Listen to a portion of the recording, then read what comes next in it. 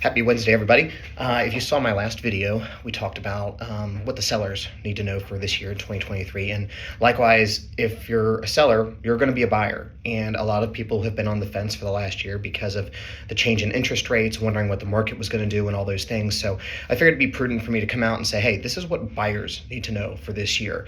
So the first thing we're going to see is that inventory is still going to be low. Sellers aren't going to be in a panic to sell because a lot of them have very low interest rates on their current mortgage. They don't have a need to sell because they've been there for 5, 6, 8 years and they've kind of gotten comfortable where they are and they're not in a push to sell like we saw back in like 2020 and 2021 where people are like, holy crap, I can move, I can make a lot of money, let's sell now.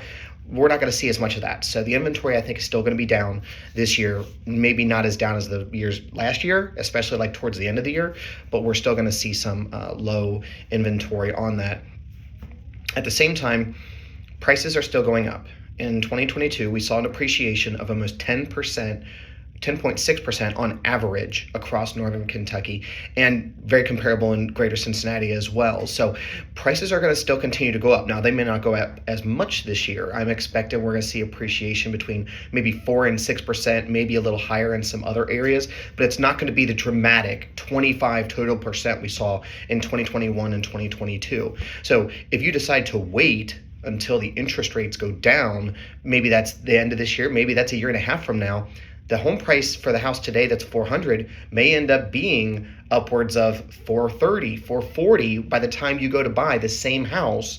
And now it may have deteriorated further. It may need a little bit more deferred maintenance. And now you're going to spend more on the exact same property because you waited rather than getting into your dream home now and then refinancing the rate later down the road. The buy downs and all that BS is not the route that I'm advising for a lot of my clients to go. Let's get you in the right home now versus buying it down and then having to refinance later.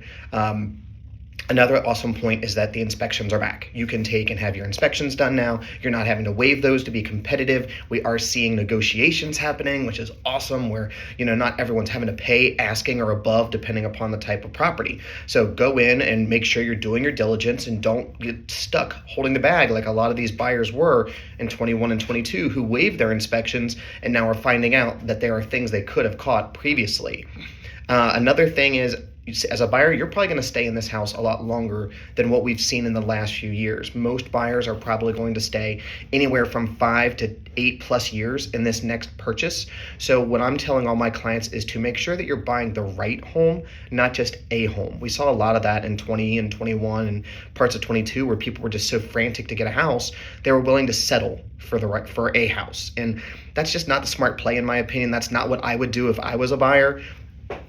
I would make sure that I'm getting the right total package for my family. And if there's things that I can change myself or change very cheaply, then maybe I'll consider it. But I'm not going to just take and throw all of my wants and needs out the window just to get a home. In this market, it's absolutely imperative that you're pairing yourself with a good agent who's got a lot of experience, who has seen this kind of market before, and also understands, what to do when you get into the point of making that offer. What do we have to watch out for? What things can I point out that may tell you don't need this house or shouldn't consider this house?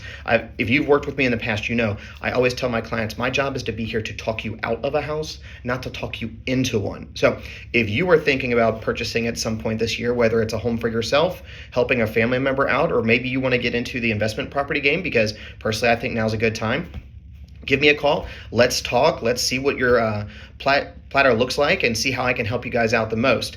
We'll be doing a lot of these videos this year, so if there's a topic that you guys want to see or hear about, make sure you subscribe to the YouTube channel and then just shoot me a quick reply. Tell me, hey Carl, I would love to know more about X or Y, and it may end up making a video about it. So I hope everyone has a great week, and I will see you all next time.